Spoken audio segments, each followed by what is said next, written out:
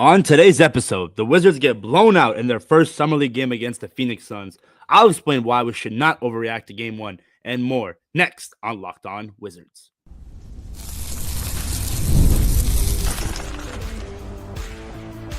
You are Locked On Wizards, your daily Washington Wizards podcast, part of the Locked On Podcast Network. Your team every day. Hello all, and welcome back to another episode of Locked On Wizards. I'm Abdullah, credential media member of the Washington Wizards and host of the DMV Sports Zone page. I am unfortunately without my good co-host Benjamin Strober. He's outside traveling right now, and safe travels to Ben. We were talking about the game back and forth when it was happening. Thanks for making Locked On Wizards your first listen every day, part of the Locked On Podcast Network, your team every day. And remember, Locked On Wizards is free and available on all platforms, including YouTube at Locked On Wizards, where the best way to help us grow is to comment anything below. And today's question is, what are your thoughts after the Wizards' first Summer League game? Today's episode is also brought to you by Gametime. Download the Gametime app today, create an account, and use code LOCKEDONNBA for $20 off your first purchase. The Wizards lose 184 to 103. Wow. I was hyping up this Wizards team a lot going into the Summer League, but a lot of things to break down, the good, the bad, the ugly. I'll start off with the good.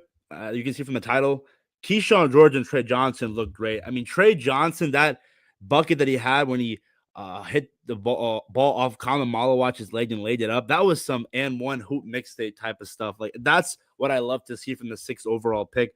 A guy who I think finished early on, had 7 points in the first quarter, and he finished with 18 points, 3 rebounds, 2 assists, 1 steal. I'm hyping him up a lot. High expectations of him going into his first year, the 6th overall pick out of Texas, and he looked really, really good out there. And again, it was against a Phoenix Suns team. Common Malawach, their 10th overall pick. They had some sneaky scores out there. And for people, I mentioned early on in the intro, let's not overreact. The Summer League, it is what it is. It's good that Wizards basketball is back. That's great. I'm happy about that. But, you know, it's the first game. The jitters were out. This young squad that we have here, I get it. A lot of these guys are going to be playing on the regular season, in the regular season, because basically our Summer League roster is this team minus a few veterans and Bilal Coulibaly and Tristan Vucevic. So it's very optimistic. I'm very optimistic after watching Tre Johnson's game 1 performance. Like, again, it just looked like he just looks like he's been playing for a while. Look, he looks so confident out there, and that's great to see. His 3-point shot, that mid-range game. Kyshawn George, a guy that I want to talk about, 24 points, 7 rebounds, 3 assists, 3 steals. He looked really, really comfortable. I think easily Washington's best player today was the leading scorer. So Kyshawn, I have high hopes of him coming into year 2. He was the last pick of that big 3 that we had in the first round of last year's draft class, and which was considered a weak draft class as well. So I'm excited for him.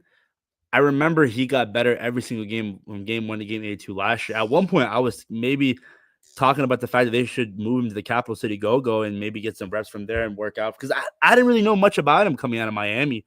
But, man, his sharpshooting with his size versatility, I think I always mention he's a big reason why there's not that much of a need to have a guy like Corey Kispert on this roster, because not only can he shoot it from 3, but he can play defense. He could guard 1 through 4. So Kyshawn George had a great night. Like I mentioned, 24 points, led the team in scoring for Washington, and just looked really, really comfortable out there. Tre Johnson, like I mentioned, looked good, scored in a plethora of ways, and it was an impressive offensive game from both guys. I think one thing that we have to address is Alex Sarr. I can already see some of the comments of today's live stream. It wasn't the best start for Alex Sarr. I think he only had 2 points going into the first half, but come the second half, he really turned it up. He ended up finishing with 15 points, 4 rebounds, 2 assists. Defensively, looked really, really good, better than his offensive game. 1 steal, 3 blocks. That's one thing that we were talking about going into this game against the Suns, where I wanted to see an aggressive Alex Sarr going up against Common Malawach. You have a year under your belt, and I feel like if you're Alex Sarr, you got to get some redemption from how you performed last year in Summer League. Everyone was calling this man a bust, saying that he didn't deserve to be the 2nd overall pick or even a first-round pick, and just didn't play that well, and was very shaky coming out of the gate. It is a little frustrating because, again, that 7-foot frame, I think he has to be more aggressive. Like, you have a whole year under your belt, Alex Sarr, and I'm not calling him out. I'm not going to call Alex Sarr a bum, but there's times where it's like, come on, man, you're if you're the way I see guys in basketball, if you're the tallest dude on the court, you have to be going up for every rebound, and you can't be making boneheaded plays. Like there's just times where he's just fading away from the basket on a layup, or he has someone that's clearly smaller than him, has a height advantage over, but still afraid to take advantage of the mismatch. I don't know. And it's just one thing I want to talk about. Bub Carrington, 4 points, 3 rebounds, 5 assists, 2 steals. Not Bub's best performance. 1 of 9 from field goal range, 1 of 5 from 3-point land. But I think Bub Carrington, I'm not worried about him being inefficient. He's gonna be just fine. I like what I saw from his game. The shot will fall. Not really concerned with being inefficient. It is what it is. Again, guys, it's the first summer league game. First time these guys are playing together. And basically, the way I see it, I don't know how you describe the NBA Summer League. I wanted to say it's preseason, but the NBA does have a preseason. So it's like preseason for the rookies. It's like the rookie mini camp. Like, you know how the NFL has rookie mini camp? It's sort of similar to that of the NBA, but you're actually going up against other teams' rookie or young guys. But yeah, overall, it was the Wizards were in there in the first half. In the second half, Phoenix just took it away. I mean, if I'm looking at the scoreboard or the box score, Ryan Dunn, 17 points, 5 rebounds, 4 assists, 2 steals. Colin Malwatch, 14 and 5. Kay Barea, 19 and 3. Ellis, 16, 4 and 3. So they had some nice. Oh yeah, so the Suns had some nice guys out there. Jameer Watkins, a guy that I want to talk about. 3 points, 3 rebounds, 1 assist, 4 rebounds, 1 assist, 3 steals. A guy who I was really high on coming out of FSU in the second round, where a 6'5" guard with a 6'11", almost 7-foot wingspan. That's just very rare to have having that type of trait. And defensively, he was there, and I love to see that. A guy coming out of this draft class with Will Riley and Tre Johnson, who is probably not going to be talked about a lot because of the attention that's going to Tre Johnson. But Jameer Watkins is sleepy. I mean, it's very sneaky when it comes to athletically and defensively. AJ Johnson had a nice dunk. He finished with 11 points, 3 rebounds, 1 assist, 1 steal. I think his ability to, on the open court and fast break, just take strides down the lane is very, very, very, very impressive. I mean, he's just so freaking athletic, guys. The fact that you got this guy from that Kyle Kuzma trade, a first rounder, Will Dawkins, you just always got to tip your hat off to him or clap your hands, because this is a steal. I think he could fit that 6-man role and can step up when needed in the guard rotation, and in a guard rotation where he can learn from CJ McCollum, Marcus Smart. Who maybe will he be on this roster in this upcoming year? We'll have to find out, but we'll just have to see. Will Riley, he had 5 points, 3 rebounds. I liked his game today. There were times where he was missing shots, and again, missing shots, it's not that big of a deal because for these young guys, they're probably so nervous out there from their first real NBA live action gameplay. He had a nice move towards the end of the fourth quarter where he drove to the lane and like it was some like English on the layup, which was great to see. So seeing stuff like that is definitely something that I am looking forward to come his rookie year. Dylan Jones only had played 9 minutes and only had a rebound, but outside, Leaky Black, always pronounce his name wrong. 3 points, 3 rebounds, 1 assist, 1 steal.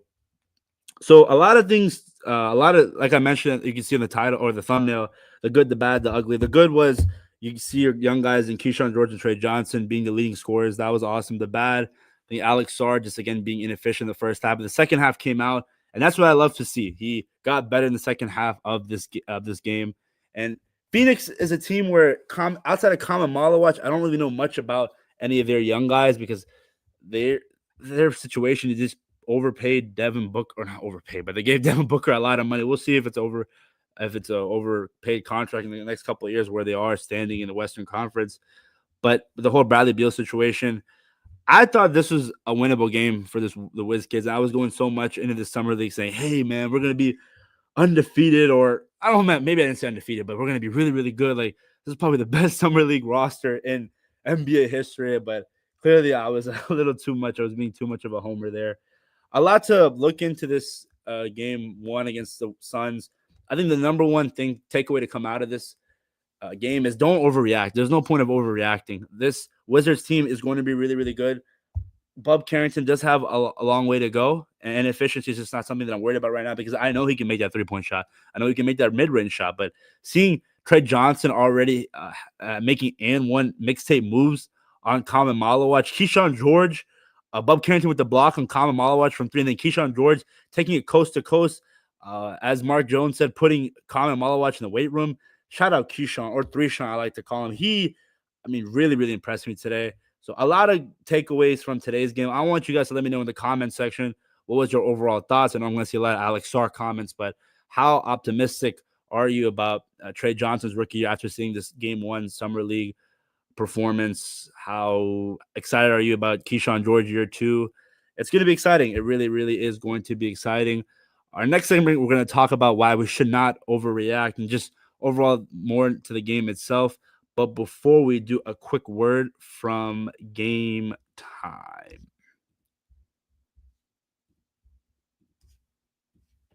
Have you ever just decided at the last minute to head to a ball game with friends or family? Maybe it's game day and you suddenly realize you want to be in the stands. That's exactly where Gametime comes in. It's the easiest way to grab last minute tickets without the stress. With the money you save on tickets, you can splurge on food, drinks, merch, or even invite a bigger group to come with you. Gametime makes it possible. Gametime makes buying tickets fast and simple. Prices on the app actually drop the closer you get to first pitch. And they got incredible last minute deals, clear seat views, and lowest price guarantee that takes the worry out of buying. Gametime is the official ticketing partner of Locked On MLB, which makes it easy to browse the app for an exciting upcoming MLB game. I'm a big Nats fan. I know that's the best team right now. They just fired Rizzo and Martinez, but James Wood is a guy that I definitely want to watch in person. Gametime has last-minute tickets and zone deals for big savings, like 10% off exclusive zone deals for FIFA Club World Cup matchups. Seat views right in the app before you buy, so you know exactly where you'll be. Take the guesswork out of buying tickets with Gametime. Download the Gametime app, create an account, and use Locked On NBA for $20 off your first purchase. Terms apply. Again, create an account and redeem code LOCKEDONNBA for $20 off. Download the Gametime app today. Last minute tickets, lowest price guaranteed. Summer League Game 1 is officially in the books here in the nation's capital. A lot of you guys I can't wait to read your guys' comments. We're going to do that in the third segment, but a lot of you guys, how are we feeling? I mean, again, this is the NBA Finals ended not too long ago, and now we have Wizards basketball back. I get it. It's Summer League, but it's something. I mean, I love this Wizards team, the direction of this team, with Will Dawkins and this roster that's cooking up the Wiz kids. And like I mentioned, I keep mentioning the biggest takeaway from this Game 1 is do not overreact. This is the first game of this young Wizards team in their Summer League time where they just practice with each other and they're still developing that chemistry. And as much as I hate to admit it, I'm not – and again, we're going up against the Brooklyn Nets, a team that has 5 first-round picks, so they're not going to be any much easier or harder than the Phoenix Suns. But I'm just happy that Wizards basketball is back. I think that's one thing that we have to be excited for. I think one thing for sure is seeing guys like Kyshawn George and Tre Johnson balling out there. It gives you a lot of optimism. And yeah, we also have to realize on top of it that we're going to go into this roster plus year 3 Bilal Coulibaly, Tristan Vucevic, CJ McCollum, Chris Middleton. So I know a lot of people are going to say the Wizards are still a joke. I mean, at one point, I think this team was down by like 25 plus points in the middle of that third quarter. And it is what it is. People are going to have their opinions. Everyone considers DC a poverty franchise. I don't think so. I think we're on the right trajectory. Sorry, guys. This is my first time going live by myself, so I'm trying to figure out all the nuances. But like I mentioned earlier, this was overall, there's a lot of good takeaways to take from it, and it all started with Kyshawn. I mean, again, bringing him back to last year, like he was the guy. Oh, sorry, move my camera there, but he was the guy that not many people were talking about. It was a lot about Alex and Bub Carrington because Bub Carrington was someone that they traded up for. They traded Denny Avdia, a guy who I thought was going to get the keys to the franchise. And I get it. Bub Carrington didn't have his best night, like I mentioned, 4 points, 3 rebounds, 5 assists, 2 steals. But even in a night where he's inefficient, he's still getting there defensively with 2 steals, still diming the ball, 5 assists. So just be calm, be patient. This is the first Summer League game. We're all antsy seeing how Tre Johnson does his first game. But we also have to mention that these guys are still learning. Bub Carrington, 19, 20 years old. He's so freaking young. Alex Sarr is young. His game from where it was in the Australian League to now, it's a tough transition. A lot of people don't talk about it, but it's way harder than playing in the NCAA and coming into the NBA. So we'll just have to wait and see. Again, this is year 2 of this of Kyshawn George, of Tre Johnson, of Bob Carrington, of Alex Sarr. So there's not the main thing is like I'm going to keep reiterating: do not overreact. I'm not going to compare players to these guys, but look how Wemby was his first summer league game. Jalen Brunson didn't have the best summer league. Who else am I forget? There's so many superstars or all-stars that just didn't have the best summer league performance. I mean, I'm going to use Alex Sarr, for example. I talked about it already, but last year people were calling this man a bust after 5 summer league games. Like, isn't that crazy? And then he got better every single game from game 1 to game 82. Had 34 points against the Denver Nuggets, which is insane because the Wizards won 18 games last year and they swept the Denver Nuggets. 34 against Nikola Jokic, and Jordan Poole ultimately hit the game winner. So there's a lot of bright spots to be taken away from this game, but I know a lot of people are going to talk about Alex Sarr and his performance, but he got better in that second half. I don't know what happened. He went to the locker room and said, "Yo, I got to turn up." So I just feel like one of these guys is going to make that jump in year 2. Will it be Alex Sarr? Will it be Bub? Will it be Kyshawn? I think all these guys are going to take leaps, but who's going to take the bigger leap? That's a question I just don't know how to answer yet. I think I have to see more into the summer league. And to be honest, I don't know how much of Kyshawn and Bub and Alex are we going to see in game 2, game 3, game 4. If you're, I keep forgetting the JJ, I keep forgetting the coaches, some of the coaches' name, but if you're the coach of the Wizards Summer League team right now, you're going with guys like Bub, Kyshawn, and Alex Sarr. How many more minutes or how much more playing time are going to give them compared to the other guys in this team who are still trying to prove how they stand currently for this upcoming roster for the Wizards?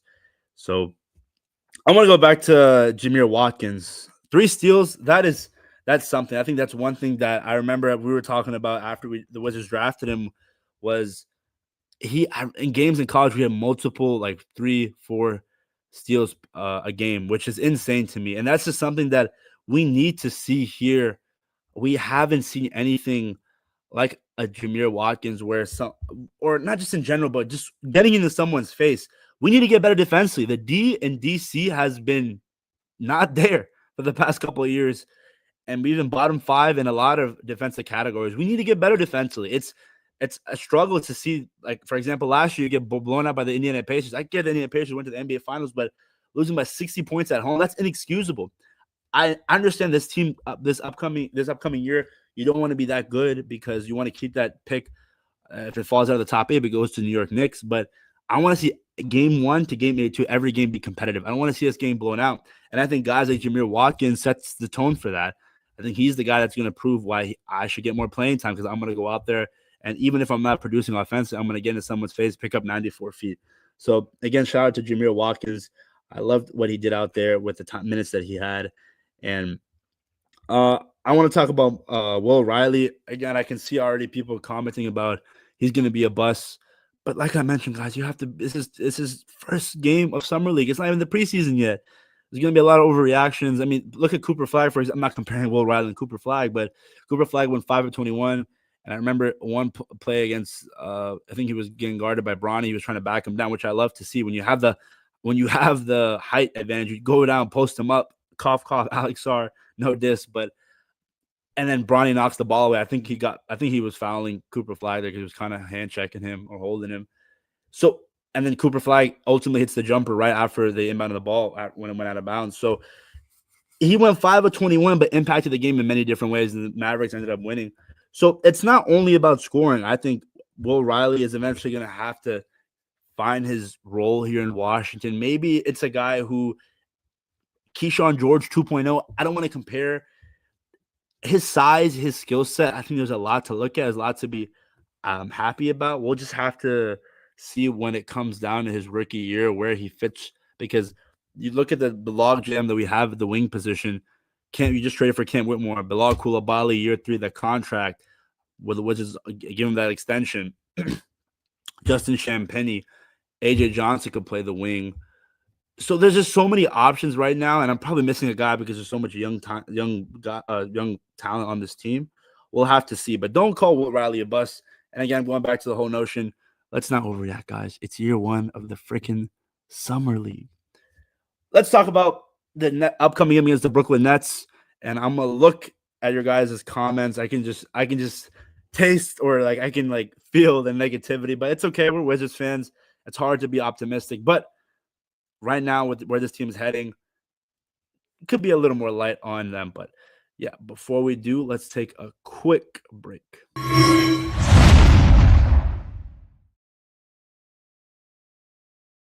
That was a quick break, guys, and let's read these comments. Ooh.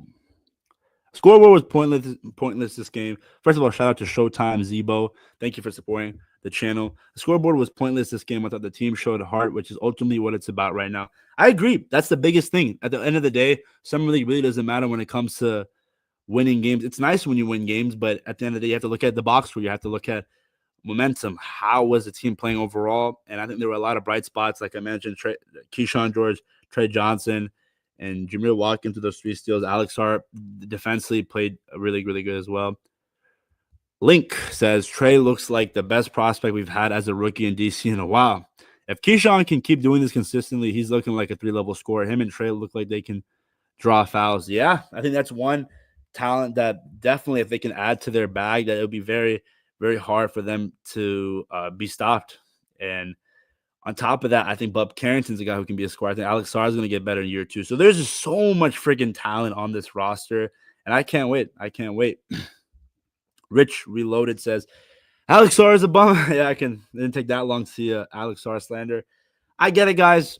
We saw what happened last year in his Summer League debut.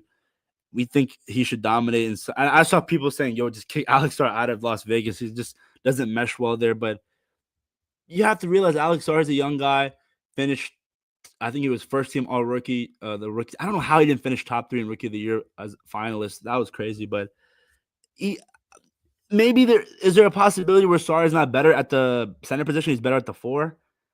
We'll have to see. You bring back Tristan Vucevic. I really want to see a lineup of Vuce at the 4 and Sarr at the 5, and see how if 2 7-footers in the front court, how would that look ultimately for your offense? Defensively, might be again getting out rebounded and getting bullied in the paint. But we'll just see. We'll have to see. So Alex Sarr, just be patient, guys. Be patient. Again, came from the Australian League, and so many people calling him out last year. Take some time. I think he'll bounce back game 2, and he bounced back after the first half. Got better, put up more points. Only finished with 2 points going into the second half. So I think the draw fouls in the mid range, some like SJ and Brunson. I think he's talking about Tre Johnson and Kyshawn George. Yeah, we see that a lot in today's game. Guys like SJ and Jalen Brunson have perfected the craft of drawing fouls, which it gets annoying when you're the opposing team, but when it's your favorite team players that are doing that, it's like, oh, hey, more free throws to come. Gassed Up Moon says, Sarr is not. Also, guys, thank you guys for the comments. I appreciate the support. We're on the way to 6,000 subscribers. It's Saturday, July 12th, 12:40 a.m. on the East Coast. Oh, yesterday, technically, or 42 minutes ago, was 7-Eleven day. So I hope you guys went out there and got your Slurpees. I saw so many people out there. That's what I missed the first half. I was backed up in traffic, and then I realized today was 7-Eleven day. So that's cool. But yeah, Sarr is not a center. He's a 4. It's a possibility. We'll have to see come this year. We're going to definitely look more into that take after his year 2 overall performance. Alex Sarr had some bonehead plays. He looks like he had 2 guard. He should never be handling the ball in transition. That's an interesting take. Shout out. Thank you again for Richard Reloaded for the comment. Would you be against centers bringing up the ball? I mean, a lot of centers in today's NBA are able to dribble. I wouldn't be against it, but if Alex Sarr clearly is turning the ball over or he doesn't know what to do with the ball, then maybe not bring up the ball every single play. But I don't hate maybe like a dump off or a give and go coming out of transition. It's not the end of the world, but we'll just have to see. Again, Alex Sarr is a young guy. He's only going to get better.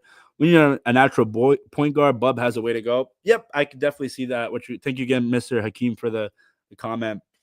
I think it's going to take some time for Bub Carrington to develop his game.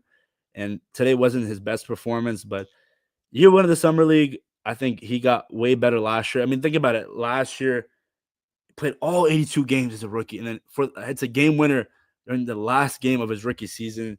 Not many guys are like that, and I remember going last year during mid games, I would see alerts saying Bob Carrington broke this record as a rookie, and this Bob Carrington did this, Bob Carrington did that, Bob. guy from B-more, he's going to be just fine. We'll just have to be patient. Like I mentioned, the P word, patience. Sarr doesn't play hard, and he has a low IQ. Damn, Rich was really going in on Alex Sarr. I get it. You can make that assumption after his performance, but Rich, what you have to realize is that he got better in the second half. And seeing young guys get better, that's all we can want right now because clearly we're not contending.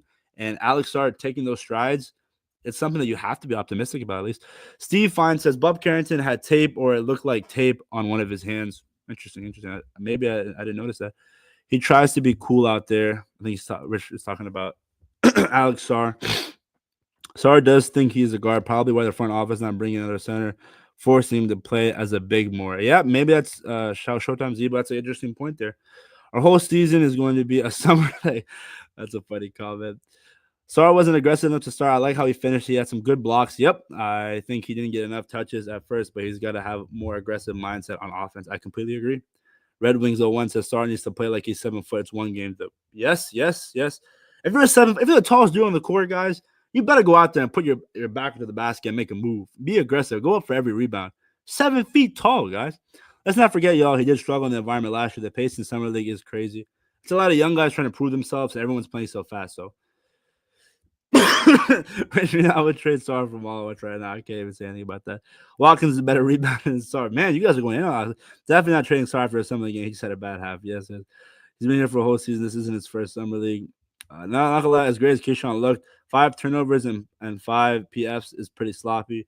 Stat line more than makes up for it, but still would like to tighten him up. Oh, for sure. Again, I'm giving these guys praises, but there's a lot to improve on. Yeah, but his performance wasn't that bad. Dylan Jones is not going to make this team. Hot take there. I think I want to see him play more in Summer League game 2, 3, 4. Potentially with maybe you pull out Bub, Sarr, Kyshawn. That gives him more minutes to play. We'll just have to see. Not bad enough to trade him. Watkins looks like he can be a defensive menace in the future. Yep, I agree. Why didn't Kadari Richmond play? I don't know, to be honest. It's probably, I guess maybe they want to focus more on Kyshawn, the year 2 guys, and Trey Johnson in Summer League game 1. Don't overreact over one summer. I completely agree. I'm worried about the Riley kid. Didn't show anything tonight. Again, guys, let's not worry. This is NBA Summer League, 1 game. There's 3 more to go, and we'll figure it out. And we have preseason and the regular season. We've never broken the Beal Bob. The Suns are cooked. Yep. And guess what? We have their pick swaps. You gotta love it, man. You gotta love it. Will Riley look good. He just needs to get comfortable. I completely agree. Dylan Jones is such a weird player. Not sure if he'll have a true position in the NBA. I mean, Dylan Jones was a guy that Sam Presti traded, I think, 5 second-round picks to trade up for the last year's draft. So I don't think he is a weird player per se. I think he's just trying to find his role in the NBA, and I think maybe he could find that here in Washington. Bub ain't that dude. Y'all are sauce acting like he's already established as a future because Poole is gone and he had a buzzer beater in garbage time. I mean, Luke, thank you, Luke, for the support. Luke Feldman, a long-time supporter, or at least every time I see him interacting on the channel, I appreciate it. We appreciate me and Ben. I don't want to say Bub is a bum. I mean, obviously, in that buzzer beater in garbage time, it is what it is, but it's at least good to see a young guy still playing 110% in game 82 of the regular season when you're not making the playoffs. Completely agree he's not that dude yet, but I think eventually he could be that guy with his mentality, with his tenacity. Offensively, he's going to get better. He needs to stick to the rim, be more aggressive. Dylan Jones is worse than Brogdon and Marcus Smart. Was he playing backup? Messed up. I don't know who you're talking about here, but as long as Ted Montez, the owner, will be relevant, just like with Snyder. I don't know if I can compare the previous Commanders owner to Ted Leonsis, but I think Ted Leonsis is starting to realize that you got to let the professionals do their jobs. And a guy in Will Dawkins is definitely professional. He knows what he's doing. Bob Carrington is disappointed tonight. Yeah, we talked about it earlier. Yeah, Kyshawn had a great game. Legit. Comp is obviously not actual regular season, but looks bright. Yep. I wish we had Nikola Topic. That would be interesting to see. I don't see how Whitmore doesn't end up in the starting lineup. He really puts into perspective how underperforming young talent is. Be mindful he's also younger than Kyshawn George. Cam Whitmore, a guy that I really liked coming out of the 2023 draft class, and the fact that Will Dawkins got him for 2 second-round picks is amazing. I would want to see him maybe at the 4, but again, I want to see Kyshawn take that 4. It's going to be interesting to see how Coach Keefe breaks up the minutes for all these young guys, but I expect Cam Whitmore to have a really, really good year. Somebody has to make that jump this season, though, right? Somebody. Yep, completely agree. I think Will Riley is a mistake. I don't know, man. It's too soon to say the 100. Oh, wow. All you guys agree with that. Kyshawn actually looked like a second-year player. Everybody has also played like rookies. Chicken with the heads cut off. Sorry, needs to be more aggressive. That's for the hurry. I completely agree. Pay that trade back. Might come back. What he was doing. At least Sar has mastered the outside fighting like Kyshawn. Kuzma and Poole, where's the OGs? What should we expect? I'm gonna read a couple more comments already over the 30-minute mark. Bro, AJ should be starting over Bub. I don't know about that, Free. I think Bubs is the true point guard of this team, so it wouldn't make sense for game one for AJ to have more minutes. And rebounding defense are a problem for us. Yep, it's been apparent for the past couple of years, so we're hoping there's some improvement come this year. You need to practice ball handling online, no sleep, just practice. We never have to play with physicality. Oh. Richmond should have played. Sar's a bust. Man, Alex Sar-Slater's already back. That's how you know Wizards basketball is back, baby. And they need Johnson in the backcourt. I saw that on social media. That would be tough. But game one is in the books. Game two, Sunday night against the Brooklyn Nets. Danny Wolf, a guy that I wanted, the Wizards will be playing up against him.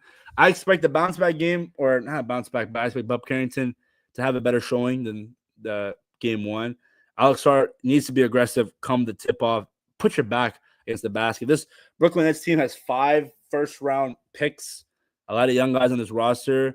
Igor Demen I think that was their first-round pick. So we'll see how this team does. But it's not going to be easy, guys. But thanks again for making Locked On Wizards your first listen today. For your second listen on the Locked On NBA podcast, where there's no offseason. Doug, Matt, and Hayes keeps you up to date on contract negotiations, rumors, and everything you need to be the most informed NBA fan. Find Locked On NBA on YouTube or wherever you listen to podcasts, part of the Locked On Podcast Network, your team every day.